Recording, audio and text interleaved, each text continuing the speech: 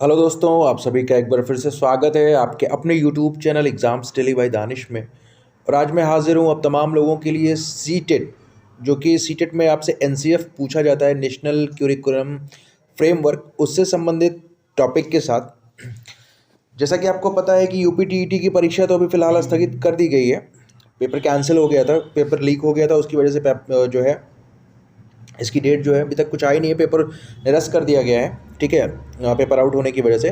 But आपको जैसा कि पता है कि जो दिसंबर 2021 वाला जो एडिशन है सीटेट का, वो 16 दिसंबर से शुरू होने की बात कही गई थी। हो सकता है ये 16 दिसंबर से शुरू भी हो जाए। तो उसमें जो है आपसे एनसीएफ के प्रश्न पूछे जाते हैं। तो एनसीएफ के बारे में हम देख लेते हैं एग्जैक्टली एनसीएफ है क्या। तो इसको शुरू करने से पहले मैं आपसे गुजारिश करूंगा कि अगर आप मेरे चैनल पर नए हैं तो कृपया मेरे चैनल को सब्सक्राइब कीजिए, वीडियोस को लाइक और शेयर कीजिए और बेल आइकन को भी प्रेस कर दीजिए ताकि आगे आने वाली नोटिफिकेशंस जो है आपको समय से मिलती रहें। चलिए शुरू करते हैं। देखिए, नेशनल क्यूरिकुलम फ्रेमवर्क, जिसको आप हिंदी में बोलते हैं राष्ट्रीय पाठ्यचर्या की रूपरेखा 2005। हम एनसीएफ 2005 की बात करेंगे। इससे पहले भी 3 एनसीएफ आ चुके हैं, लेकिन ये सबसे लेटेस्ट वाला है। ठीक है, उनके बारे में भी मैं लास्ट में बता दूंगा आपको। ठीक है, लेकिन फिलहाल अभी हम बात कर लेते हैं राष्ट्रीय पाठ्यचर्या की रूपरेखा 2005 के बारे में, जिसको हम नेशनल क्यूरिकुलम फ्रेमवर्क 2005 बोलते हैं। ठीक है, देखिए, राष्ट्रीय पाठ्यचर्या की रूपरेखा एनसीएफ 2005 राष्ट्रीय शैक्षिक अनुसंधान और प्रशिक्षण परिषद, जिसको आप एनसीईआरटी बोलते हैं, national council of educational research and training, नई दिल्ली के तत्वाधान में राष्ट्रीय पाठ्यचर्या की रूपरेखा 2000 की समीक्षा हेतु प्रोफेसर यशपाल की अध्यक्षता में एक राष्ट्रीय संचालन समिति, कुल 38 सदस्य थे। ठीक है, और 21 राष्ट्रीय फोकस समूह का गठन किया गया। ठीक है, ध्यान ये देना है, 38 सदस्य उसमें थे समिति में। प्रोफेसर जो यशपाल शर्मा थे, उनकी अध्यक्षता में समिति बनी थी। ठीक है, और 21 राष्ट्रीय फोकस समूहों का गठन किया गया था। ठीक है, इस चीज़ का ध्यान दीजिएगा। एनसीएफ 2005 को बनने का कार्य, मतलब बनाने का जो कार्य है, एनसीईआरटी के तत्कालीन निदेशक, उस वक्त के जो डायरेक्टर थे, निदेशक थे, प्रोफेसर कृष्ण कुमार के नेतृत्व में 21 आधार पत्रों के साथ, याद रखिएगा 21 फोकस समूह की बात की गई है, 21 आधार पत्रों के साथ संपन्न हुआ था। ठीक है, ये याद रखिएगा। ठीक है, अब देखिए, राष्ट्रीय पाठ्यचर्या दस्तावेज जो है 2005 का प्रारंभ प्रसिद्ध शिक्षा शास्त्री, जो नोबेल पुरस्कार विजेता है तथा राष्ट्रीय गान के निर्माता रविंद्रनाथ टैगोर के निबंध सभ्यता और प्रकृति से उद्धरण इसका होता है। ठीक है ना, जो इसकी शुरुआत होती है, जो ये उद्धृत होता है। ठीक है, कहाँ से उद्धृत होता है? सभ्यता और प्रकृति, जो कि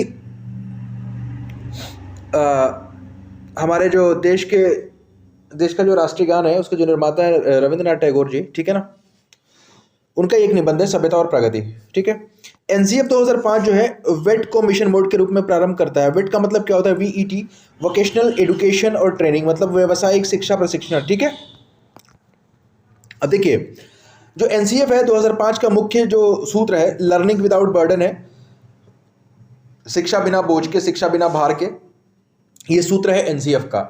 तो सीटेट वालों जो है कान खोल के इसको सुन लो और ध्यान रखना इस चीज़ का कि अगर पूछ लेता है आपसे डायरेक्टली क्वेश्चन कि एनसीएफ 2005, देखिए, क्योंकि पेपर का पैटर्न अब की बारी थोड़ा सा चेंज होगा, चीज़ें वही रहेंगी, थोड़ा बहुत इधर उधर कर सकते हैं क्योंकि एग्जाम जो है आपका ऑनलाइन होने वाला है। ठीक है, एनसीएफ 2005 का जो मुख्य सूत्र है, लर्निंग विदाउट बर्डन है। ठीक है, राष्ट्रीय पाठ्यचर्या की रूपरेखा 2005 का मुख्य उद्देश्य बच्चों के स्कूली जीवन को बाहर के जीवन से जोड़ना है। सिर्फ उनको किताबी कीड़ा नहीं बनाना है, उनको किताब से जोड़े नहीं रखना है, उनको जो है बाहर की दुनिया से जोड़ना है। ठीक है ना, इसका ये मुख्य उद्देश्य है कि बच्चों को कि स्कूली जीवन को जो है वो बाहर के जीवन से जोड़ा जाए। देखिए, आपको मैं बताऊं, बाहर के जीवन से जोड़ने से तात्पर्य क्या है। फॉर एग्जांपल, अगर आप साइंस पढ़ा रहे हो, ठीक है, आप साइंस पढ़ा रहे हो, साइंस में अगर आपने मैग्नेट पढ़ाना है या चुंबक का आपको इंट्रोडक्शन देना है कि मैग्नेट होता क्या है, तो आप जो है सिर्फ किताबी भाषा बोल के उनको चुंबकीय, चुंबक लोहे को चिपकाता नहीं, उनको जो है करके सीखने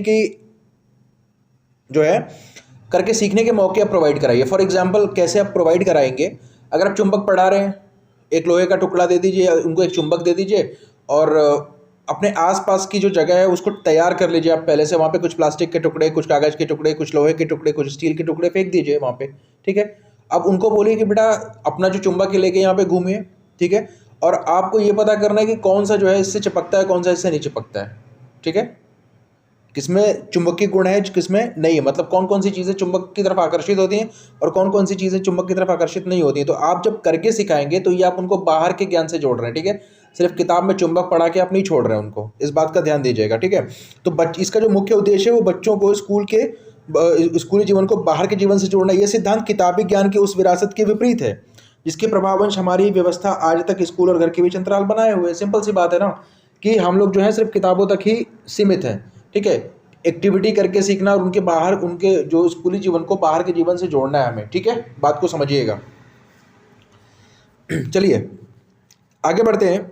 एनसीएफ 2005 का जो दस्तावेज है उसके 5 अध्याय हैं। क्या क्या है? पहला है परिप्रेक्ष्य, परिचय, रूपरेखा, पश्चावलोकन, मार्गदर्शी सिद्धांत, गुणवत्ता के आयाम, शिक्षा का सामाजिक संदर्भ, शिक्षा के लक्ष्य आदि इसमें दिए गए हैं, ठीक है। क्यों इसको मैं आगे एक्सप्लेन कर रहा हूँ इसलिए मैं थोड़ा सा जल्दी कर रहा हूँ। अध्याय 2 जो है इसका सीखना और ज्ञान, मतलब इससे संबंधित है। अध्याय 3 है पाठ्यचर्या के क्षेत्र, स्कूल की अवस्थाएं और आकलन, इससे संबंधित होता है। अध्याय 4 जो है इसका विद्यालय एवं कक्षा का जो वातावरण है उससे संबंधित है। और व्यवस्थागत सुधार जो अध्याय 5 है वो व्यवस्थागत सुधार से है, सिस्टमैटिक इंप्रूवमेंट से संबंधित है, ठीक है। अब चलिए आते हैं परिप्रेक्ष्य, जिसको हम पर्सपेक्टिव बोलते हैं। अभी जो हमने ऊपर देखा ना, देखिए इसमें क्या है कि शिक्षा बिना बोझ के सूझ आधार पर पाठ्यचर्या का बोझ कम करना है हमको। शिक्षा जो है वो बिना बोझ की होनी चाहिए। अब बिना बोझ से ताल्लुक ये ना कि आप अगर खास करके सीबीएसई स्कूल्स को देखेंगे, मैं किसी को नॉमिनेट नहीं करना चाह रहा हूँ, बट इन तरह के स्कूलों को देखेंगे ना तो छोटे छोटे बच्चे ना उनकी पीठ पे बड़ा बोझा लादा रहता है, देखा होगा आपने। तो ये बोलते हैं ना कि शिक्षा जो है बिना बोझ के और सूझ आधार पे, मतलब सूझ, अंतर्दृष्टि, समझ के आधार पे होनी चाहिए। पाठ्यचर्या का बोझ हमको कम करना है, ठीक है। दूसरा ये बोलते हैं कि पढ़ाई को रटंत प्रणाली से मुक्त करते हुए स्कूली ज्ञान को बाहर के जीवन से जोड़ना है। जैसा कि मैंने अभी आपको ऊपर बताया कि हमको रटना नहीं, हमको समझना है, सूझ से सीखना है, समझना है, ठीक है। और स्कूली शिक्षा को, स्कूली ज्ञान को जो है हमको बाहर की दुनिया से जोड़ना है, ना कि उसको सिर्फ किताबों तक किताबी कीड़ा बना के रखना है, ठीक है। देखिए इसमें जो है पाठ्यक्रम का इस प्रकार से संवर्धन किया जाना है जिसमें बच्चे का चहुमुखी विकास हो, हर तरफ से उनका ऑलराउंड जो है डेवलपमेंट हो सके। ऐसे नागरिक का निर्माण करना जो लैंगिक न्याय, मूल्यों, लोकतांत्रिक व्यवहारों, अनुसूचित जनजातियों और विशेष आवश्यकता वाले बच्चों के प्रति संवेदनशील हो।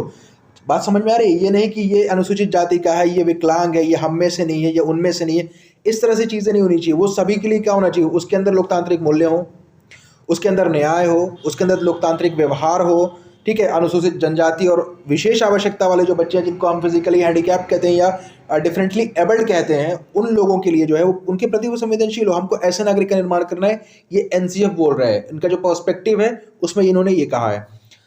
अब देखिए ऐसे नागरिक वर्ग का निर्माण करना जिनमें राजनीतिक एवं आर्थिक प्रक्रियाओं में भाग लेने की क्षमता हो, मतलब ऐसे लोगों का निर्माण हमको करना है, ऐसे लोगों को बनाना है जिनमें जो है राजनीति, जैसे लोग जो लोग नेता वगैरह बनते हैं, लीडर वगैरह बनते हैं, तो राजनीतिक और आर्थिक जो प्रक्रियाएं होती हैं उसमें भाग लेने की उसको क्षमता हो, ठीक है।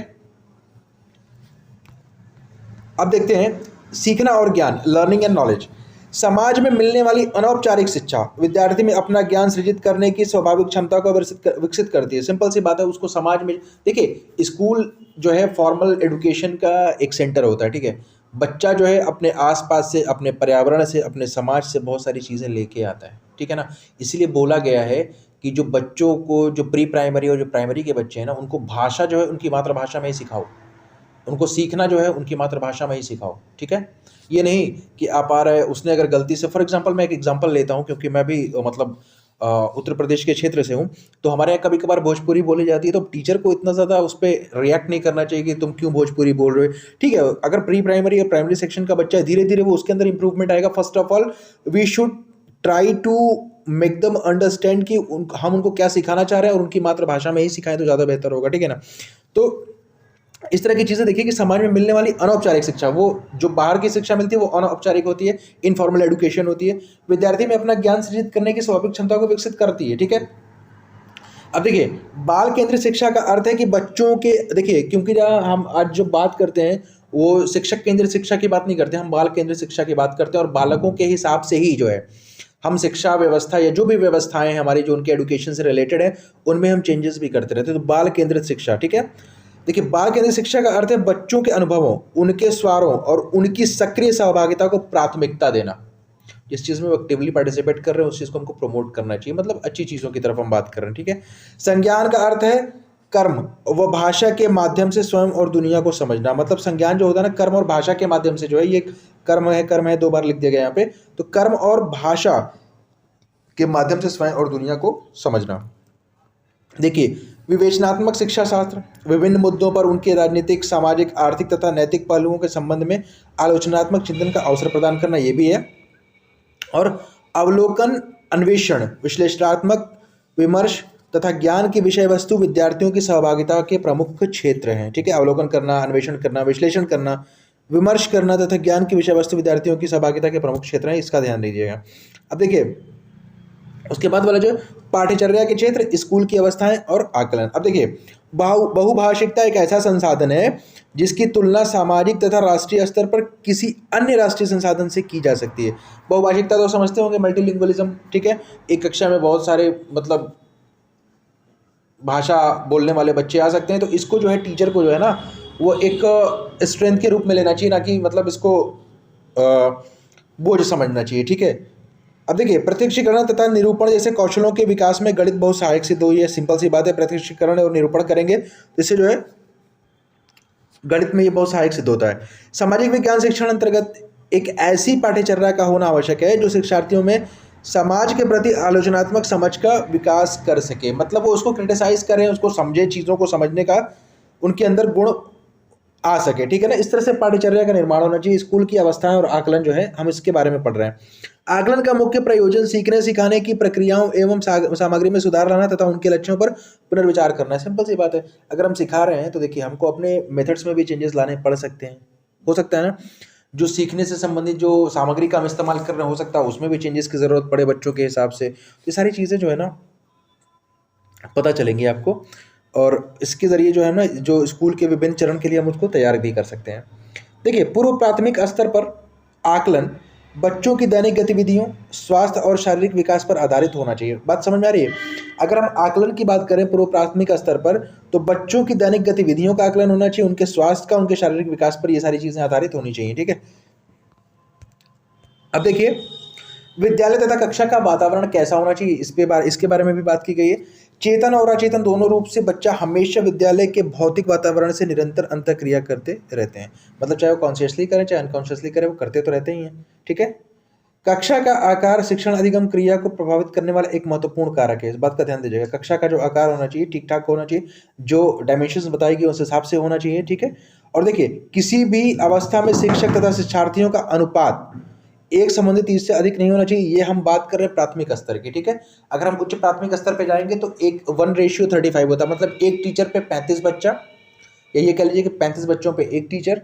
और प्राइमरी लेवल की बात करेंगे तो एक टीचर पे 30 बच्चे। ठीक है, इससे अधिक नहीं होना चाहिए, क्योंकि अगर आप जो है गुणवत्ता की बात करेंगे ना, शिक्षा की गुणवत्ता की बात करेंगे, तो सिंपल सी चीज़ है कि अगर क्लास की स्ट्रेंथ इससे ज़्यादा, क्योंकि देखिए जो शिक्षाविद हैं जिन लोगों ने इस चीज़ को ध्यान दिया होगा कि एक संबंधित 30 और एक संबंधित 35 क्यों होना चाहिए, तो उन्होंने इस चीज़ को बहुत बारीकी से इसका अध्ययन किया होगा। ठीक है, तो इस चीज़ का ध्यान रखना है आपको।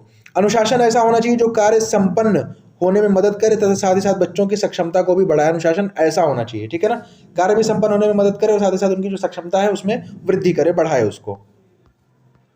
अब देखिए व्यवस्थागत सुधार, बच्चों की शिक्षा व्यवस्था में विकासात्मक मानकों का प्रयोग किया जाना चाहिए जो भी प्रेरणा तथा क्षमता की समग्र वृद्धि की पूर्व मान्यता पर आधारित हो। ठीक है, पाठ्यचर्या को इस प्रकार से निर्मित करना चाहिए जिसमें शिक्षक शिक्षार्थियों को खेलते तथा काम करते हुए प्रत्यक्ष रूप से अवलोकित कर सके। ठीक है ना, काम केंद्रित शिक्षा का अर्थ है बच्चों में उनसे उनके परिवेश, प्राकृतिक संसाधनों तथा आजीविका संबंधित ज्ञान आधारों, सामाजिक अंतर्दृष्टियों तथा कौशलों को विद्यालय व्यवस्था में उनकी गरिमा और मजबूती के स्रोतों में बदलना। ठीक है, देखिए ये आपका जो है एनसीएफ 2005 के मार्गदर्शक सिद्धांत जो है, ठीक है, क्या क्या है, विद्यालय को ज्ञान को विद्यालय के बाहर जीवन के साथ जोड़ना। ठीक है, देखिए सुनिश्चित करना कि अधिगम रटने की गतिविधियों से परे है, मतलब जो है रटने पे एकदम मना किया गया है एनसीएफ में। ठीक है, उसके बाद देखिए पाठ्यचर्या को समृद्ध बनाना ताकि पाठ्य पुस्तकों पर केंद्रित न रहकर बच्चों का सर्वांगीण विकास कर सके। बात समझ में आ रही है? इतना एनरिच करना उसको पाठ्यचर्या को, जो क्यूरिकुलम है, कि ये बच्चों का हर तरफ से उसमें ऑलराउंड डेवलपमेंट हो सके, बच्चे सिर्फ किताबी ज्ञान, किताबी कीड़ा ही बन के ना रह जाए। परीक्षाओं को अधिक लचीला और कक्षा कक्ष के जीवन के साथ समेकित करना चाहिए। ठीक है ना, परीक्षाएं जो होनी चाहिए वो फ्लेक्सिबल होनी चाहिए और जीवन के साथ ही इनका इसको समेकित करना चाहिए। देश की लोकतांत्रिक नीति के अंदर सरोकारों का ध्यान रखते हुए निर्णायक पहचान और पोषण देना, मतलब हम सब एक है। यहाँ पे आप फोटो देख रहे होंगे, जैसा कि लास्ट में मैंने आपसे डिस्कस किया था अभी कुछ देर पहले, कि ये जो उसके अंदर मूल्य हो, लोकतांत्रिक सोच हो उसके अंदर अंतर्गत, अनुसूचित जातियों और अनुसूचित जनजातियों के प्रति उसके अंदर संवेदनशीलता हो, ठीक है। ये सारी चीज़ें होनी चाहिए। ये जो है 5 सिद्धांत दिए गए हैं, मार्गदर्शक सिद्धांत है जो कि एनसीएफ से संबंधित है, इसका ध्यान रखना है आपको। देखिए फिर से उसी चीज़ को, वो पिक्चराइजेशन फॉर्म था, यहाँ पे इस तरह से कर दिया गया कि ये जो एनसीएफ 2005 के 5 मार्गदर्शक सिद्धांत, ये आपसे प्रश्न पूछा जा सकता है कि एनसीएफ 2005 के कितने मार्गदर्शक सिद्धांत हैं, तो 5 मार्गदर्शक सिद्धांत हैं। ज्ञान को विद्यालय के बाहरी जीवन से जोड़ना होगा, शिक्षा रटन प्रणाली से मुक्त हो, ये सुनिश्चित करना होना चाहिए, पाठ्यचर्या का इस तरह से संवर्धन हो कि बच्चों के चहुमुखी विकास के अवसर उपलब्ध करवाना, बजाय इसके कि वो पाठ्य पुस्तक पर केंद्रित, मतलब वही किताबें कीड़ा ना बने, वो मतलब बाहर के जीवन से उसको जोड़ना, ठीक है। परीक्षा को अधिक से अधिक लचीला बनाना और कक्षा कक्ष की गतिविधियों से उसको जोड़ना। परीक्षा में सुधार है तो सुझाव कक्षा 10 की परीक्षा ऐच्छिक होनी चाहिए। 5, एक ऐसी अधिभावी पहचान का विकास करना जिसमें लोकतांत्रिक राज्य व्यवस्था के अंतर्गत राष्ट्रीय चिंताएं सम्मिलित हों, जैसा कि मैंने फिर से भी आपको बोला था। एनसीएफ 2005 के अनुसार पाठ्यक्रम निर्माण के क्या सिद्धांत होने चाहिए, उसको ध्यान से देखिएगा, ठीक है। सामाजिक एवं सांस्कृतिक जीवन से ये संबंधित होना चाहिए, याद रखिएगा, जो आपका सामाजिक और सांस्कृतिक जीवन है इसका संबंधित होना चाहिए। बाल केंद्रित पाठ्यक्रम होना चाहिए, बच्चे का ध्यान रख के पाठ्यचर्या का निर्माण होना चाहिए, ठीक है, ना कि शिक्षक का, ठीक है ना। उच्च कक्षाओं की आवश्यकताओं की पूर्ति का सिद्धांत है, उपयोगिता का सिद्धांत है, लचीला पाठ्यक्रम होना चाहिए, अभी बार बार बात की जा रही है, फ्लेक्सिबिलिटी होनी चाहिए, विभिन्न स्तरों के अनुसार पाठ्यक्रम, ठीक है। रोचक पाठ्य सामग्री का सिद्धांत, अब देखिए रोचक पाठ्य सामग्री कैसे बना सकते हैं, अगर छोटे बच्चों को हम पढ़ाने के लिए पाठ्य सामग्री का वो कर रहे हैं, मतलब अरेंज कर रहे हैं, तो उसमें पिक्चराइजेशन, मतलब बच्चे कार्टून वगैरह की तरफ ज़्यादा आकर्षित होते हैं, तो फोटोज़ वगैरह डाल देना जिससे कि वो उसमें आकर्षित हो, उनका पढ़ने में मन लगे। विषयों से संबंधित होना चाहिए, क्रियाशीलता होनी चाहिए, मतलब बच्चे एक्टिव हो, क्रमबद्धता होनी चाहिए, मतलब एक के बाद एक हो, ये नहीं कि एक यहाँ है तो एक वहाँ हो, ठीक है। मनोवैज्ञानिक जो सिद्धांत है उसके अनुरूप पाठ्यक्रम बनना चाहिए। विज्ञान विषय के वैज्ञानिकों का पाठ्यक्रम होना चाहिए। क्रिएटिविटी होनी चाहिए, उसमें सृजनात्मकता का सिद्धांत होना चाहिए। व्यापक एवं संतुलन होना चाहिए, ठीक है ना, व्यापक एवं वो संतुलित होना चाहिए, बैलेंस्ड होना चाहिए, ठीक है। एनसीएफ 2005 के लक्ष्य क्या है? अभिभावकों की आकांक्षाओं की पूर्ति, ठीक है, पहला जो उनकी इच्छाएं आकांक्षाएं जो उसकी पूर्ति करना। शिक्षण संसाधनों में समन्वय स्थापित करना, ठीक है। स्तर के अनुकूल शिक्षण विधियों का प्रयोग करना, ठीक है। अब ये नहीं कि पढ़ा रहे हैं प्राइमरी में और दे रहे हैं लेक्चर तो बच्चा सीखेगा नहीं। अध्यापकों में आत्मविश्वास का विकास करना है, शारीरिक और मानसिक विकास में समन्वय स्थापित करना है, विद्यार्थियों का सर्वांगीण विकास करते हुए उनमें मानवीय मूल्यों को विकसित करना है, प्रभावशाली शिक्षण व्यवस्था स्थापित करना, विद्यार्थियों में पढ़ने के प्रति रुचि का जागरण करना, जागृत करना इसको, और भारतीय संस्कृति का संरक्षण एवं विकास एवं राष्ट्रीय एकता का विकास करना, इस बात का ध्यान रखिएगा। अब बात करते हैं एनसीएफ 2005 की आवश्यकता या महत्व। एनसीएफ 2005 की क्या आवश्यकता, क्या महत्व है? पहला है छात्रों की आवश्यकता एवं रुचि के अनुसार जो है पाठ्यक्रम का निर्माण करना चाहिए, ठीक है। दूसरा है पाठ्यक्रम निर्माण में अध्यापक की सहायता करना, ठीक है। शिक्षण विधियों में सुधार और विकास हेतु, अभिभावकों को संतुष्टि प्रदान करने हेतु पाठ्यक्रम में नवीन तथ्यों एवं शोधों के निष्कर्षों को शामिल करना, ठीक है। कक्षा कक्ष शिक्षण को प्रभावशाली बनाना, भाषा की समस्या के निराकरण हेतु और नैतिक एवं मानवीय मूल्यों की वृद्धि करने हेतु शैक्षिक लक्ष्यों की प्राप्ति हेतु, ठीक है। ये सारी चीज़ें जो थी आपकी एनसीएफ से संबंधित थी। इस वीडियो को बहुत ध्यान से देखिएगा, ये जो वीडियो होगी आपकी जो आपके आने वाले सीटेट एग्जाम में ये जो वीडियो होगी काफ़ी महत्वपूर्ण होगी। और अगर एनसीएफ से संबंधित आपको कोई समस्या है तो कमेंट करिएगा। वैसे ये जो है इस टॉपिक के बाद जो है मैं आपको एनसीएफ से संबंधित बहुत सारे प्रश्न देने वाला हूँ, वो जो वीडियो है वो आपको कल मिल जाएगा एनसीएफ से संबंधित, ठीक है। तो आप अपने सीटेट की प्रिपरेशन में लगे रहें। टेट की भी डेट कभी भी आ सकती है, टेट की तैयारी आई थिंक कि पूरी है, और अगर पूरी ना हो तो उसको भी पढ़ते रहिएगा आप साइड से, और सीटेट पे भी आप फोकस करते रहिए, ठीक है। और इससे पहले मैंने ईवीएस की भी वीडियोस डाल रखे हैं, ठीक है। कल से आपको